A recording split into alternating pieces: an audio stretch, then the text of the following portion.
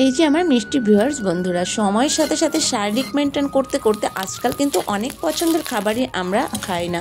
সব কিছু যেন আজকাল হারিয়ে যাচ্ছে, যেন সব কিছু যেমন প্রকৃতির নিয়মে বিলুপ্ত হয়ে যাচ্ছে ঠিক তেমনটা।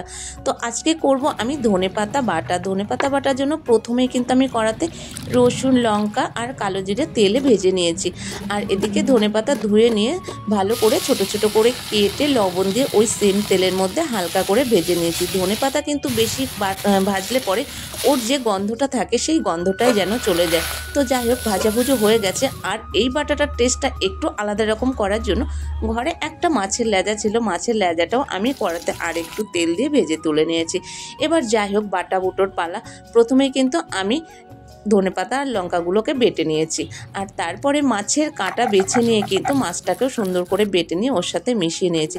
ছোটোবেলায় মাকে দেখেছি সংসারে যদি তেমন কিছু না থাকতো এক আধবেলা চালিয়ে দিত বাটা আর ভর্তা দিয়ে। সেই বাটা ভর্তার মধ্যে যেন ছিল একটা আলাদা রকম টেস্ট, ও যেন ছিল মায়ের হাতের ভালোবাসার ছোঁয়া। সেই দিনগুলো আজকাল যেন কোথায় হারিয়ে গেছে। তো যাই হোক, সব কিছু বাটা বুটো কমপ্লিট হয়ে গেছে।